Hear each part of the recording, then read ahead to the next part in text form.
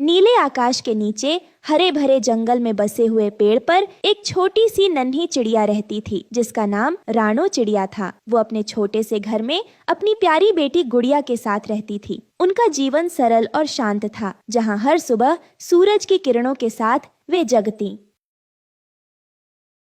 पेड़ों के फूलों से खाना खोजती और शाम को अपने घोंसले में सुकून से सो जाती।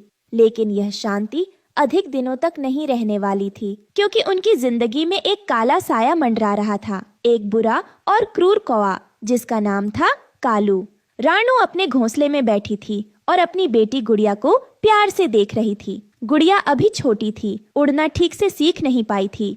रानू उसे सिखाने की कोशिश कर रही थी ताकि एक दिन वो भी अपनी माँ की तरह आकाश में उड़ सके। माँ, मुझे कब उड़ना आ जाएगा? मैं भी तुम्हारे साथ उड़ना चाहती हूँ। आसमान में उड़ते हुए बादलों को छूना चाहती हूँ।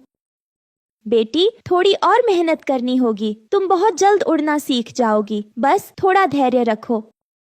गुड़िया खुश हो जाती थी और हर दिन अपने पंखों को फैलाकर उड़ने की कोशिश करती थी, लेकिन माँ की तरह तेज और ऊंचा उड़ने का उसका सपना अब भी अधूरा था। रानू उसे हमेशा प्रोत्साहित करती थी और खुद भी उसके साथ समय बिताती थी ताकि वो जल्द से जल्द उड़ना सीख सके।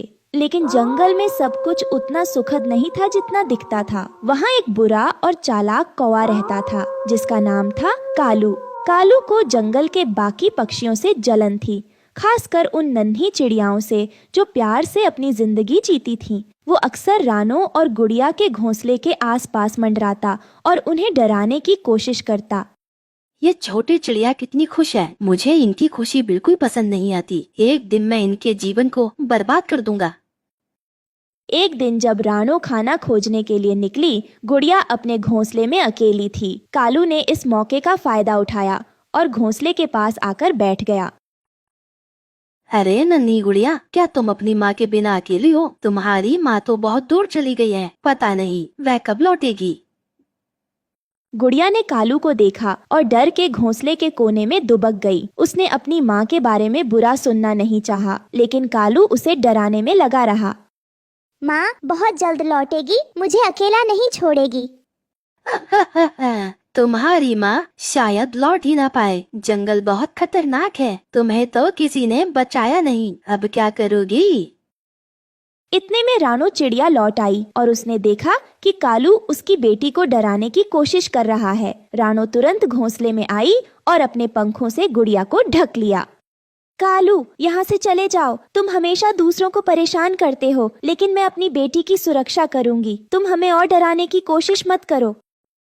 कालू ने रानो की चुनौती को अनसुना कर दिया और हंसते हुए वहां से उड़ गया। लेकिन उसके मन में कुछ खतरनाक योजना बन रही थी। वो सोच रहा था कि कैसे रानो और उसकी बेटी को नुकसान पहुंचाया जाए। दिन बीतते गए और गुड़िया की उड़ने की कोशिशें जारी रहीं। उसकी माँ हमेशा उसके साथ होती, उसे सिखाती और हौसला बढ़ाती। धीरे धीरे गुड़िया ने छोटी उड़ान भरना सीख लिया था, लेकिन लंबी उड़ान भरने में उसे अभी भी डर लगता था। एक दिन रानो और गुड़िया जंगल में फल खोजने निकले थे। आसमान साफ था और चारों ओर चिड़ियाओं की चहचहाहट गूंज रही थी। तभी अचानक कालू एक ऊंचे पेड़ से नीचे उतर आया और रानो के सामने आ खड़ा हुआ।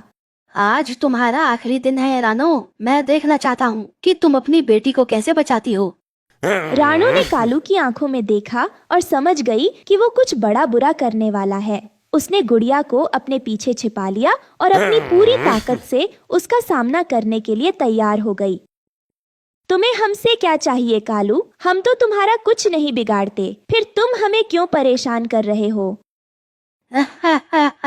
मुझे कुछ नहीं चाहिए, बस तुम्हारी ये छोटी खुशहाल जिंदगी मुझे बर्दाश्त नहीं होती। मैं देखना चाहता हूँ कि जब तुम नहीं रहोगी तो ये नन्ही चिड़िया कैसे जिएंगी। रानो ने अपनी बेटी की तरफ देखा। गुड़िया की आंखों में डर साफ झलक रहा था, लेकिन उसकी माँ ने उसे शांत रहने का इशारा किया। रानो ने जान लिया था कि उसे अब अपनी बेटी की रक्षा के लिए हर संभव प्रयास करना होगा। उसके दिल में डर तो था, लेकिन अपने बच्ची के लिए वो कुछ भी करने को तैयार थी। उसने अचानक कालू पर हमला कर दिया। दोनों के बीच एक भयानक संघर्ष शुरू हो गया। रानो ने अपनी पूरी ताकत से कालू का सामना किया, लेकिन वो जानती थी कि वो ज्यादा देर तक टिक नहीं पाएगी। कालू बड़ा और ताकतवर था। माँ मत जाओ, मुझे मत छोड़ो। गुड़िया, तुम्हें अब खुद को संभालना होगा। मैं हमेशा तुम्हारे साथ नहीं रह सकती, लेकिन याद रखना तुम मजबूत हो और तुम्हें इस दुनिया का सामना करना होगा। रानो ने आखिरी बार गुड़िया को गले लगाया और कालू के सामने फिर खड़ी हो गई। कालू ने अपनी पूरी ताकत से रानो पर वार किया और रानो घायल हो गई। वो जानती थी कि अब उसका अंत करीब है, लेकिन उसे गर्व था कि उसने अपनी बेटी को बचा लिया। रानो के गिरते ही और जोर जोर से चीखने लगी। उसकी माँ ने उसे बचाने के लिए अपनी जान दे दी थी। कालू वहाँ से चला गया, लेकिन गुड़िया की चीखें जंगल में गूंजने लगीं।